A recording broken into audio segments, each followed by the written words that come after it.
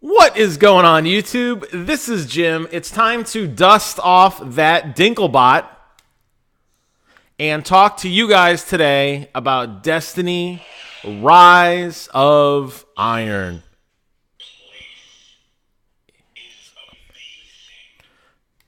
You're not Nolan North. All right, so let's go ahead and let's talk about Rise of Iron. It came out this Tuesday. Obviously, I was one of the cool guys who picked up the Ghost Edition of the original Destiny. Huge fan in what the game was advertised as. Spent many hours playing through it. If you go way back in the Wayback Machine to this very channel, look at the very first video I ever did, and it was about Destiny. And for a very long time, I only talked about Destiny, but I've since expanded onto all things video games. Now, Destiny Rise of Iron is really broken up into multiple parts. What I'm going to focus on today only is the story. I'm not going to give any spoilers outside of things you probably have already guessed. But I want to talk about the story first, and I want to talk about how it made me care again. And I think that is the very big point I want you guys to take away from this. Yes, Bungie has said it is not as big as the Taken King, but it is larger than the first two expansions, which weren't really that great anyway. I think we all kind of panned them. Yes, it was more stuff to do, but not really a lot. It really was not until Taken King did we see major storytelling elements come into play. We started caring about our Guardian. We started caring about the world around us. And Rise of Iron does that in spades with Lord Saladin. It makes this guy who used to stand in front of the portal in the tower actually a likable character.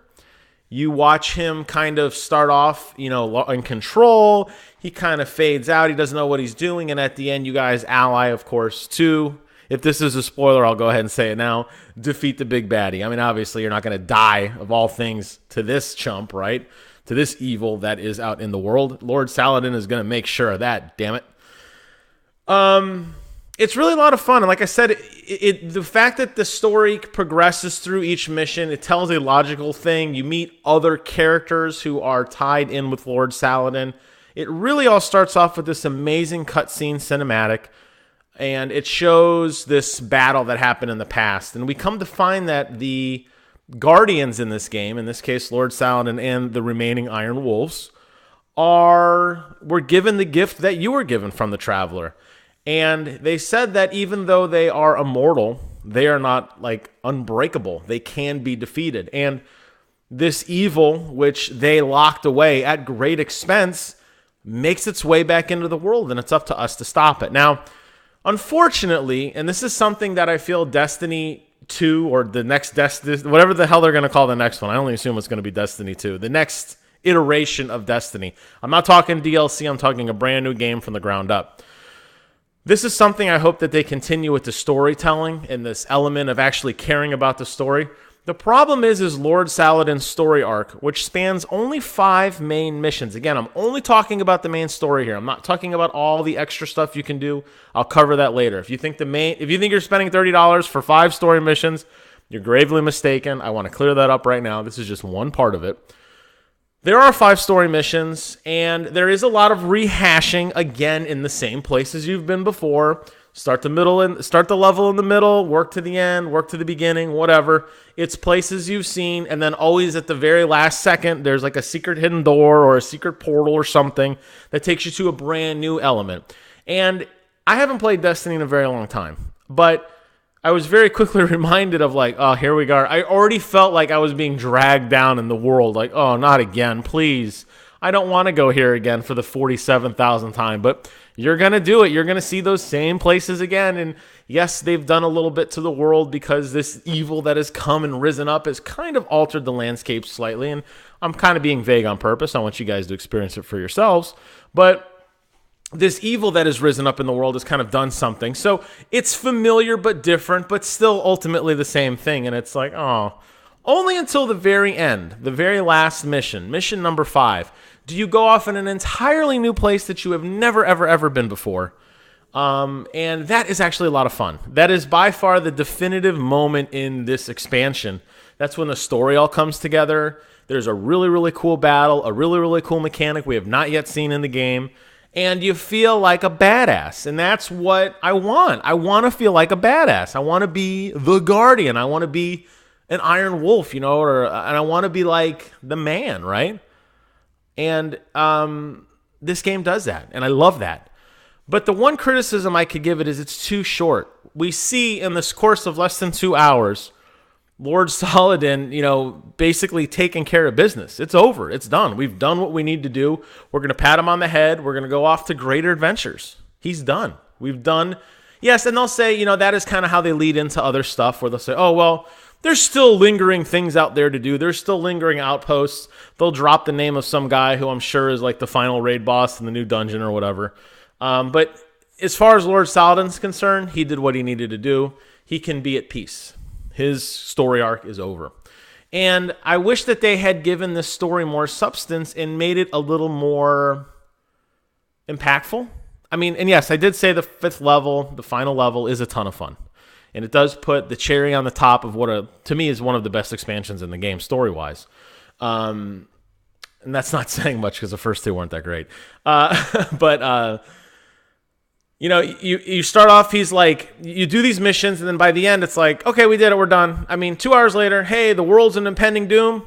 We got it. See you later. Off to greater adventures. And it kind of leaves you feeling a little empty. I mean, yes, it's a hell of a ride while you're doing it, but when it's over, it's like, oh, I kind of wanted a little bit more. And I think they could have expanded this out more. Why they didn't, or what they chose to put in or not put in, I don't know. But I think they could draw a lot from The Witcher, where that's a game that I haven't really talked about yet on this channel, and I will eventually get to it.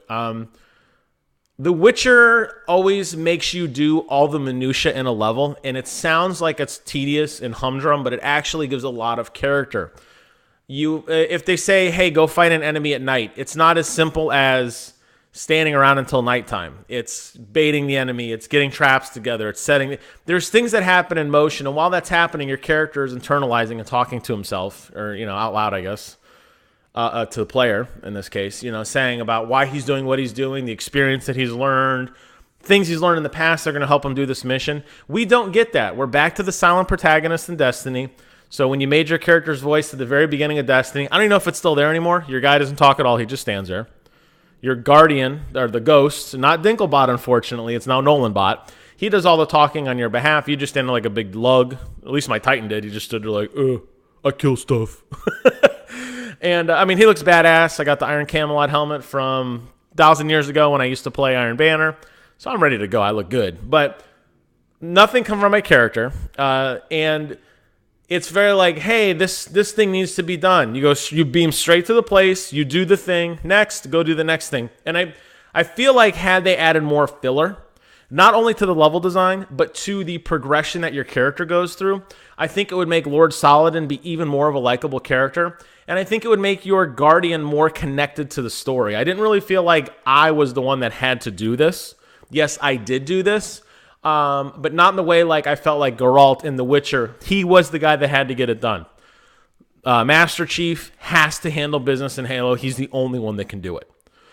I didn't feel that way in this game. And I feel that that's something that Bungie's storytelling still kind of lacks on. And that is probably my biggest criticism of the story. But everything else is great. Great voice acting. There's a new social area now to explore, which is tons of fun.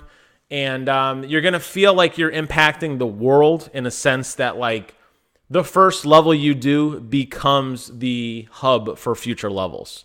So you're taking back something, planting your flag on the ground. That's your new base of operations. From there, you progress through the story. And I do like that.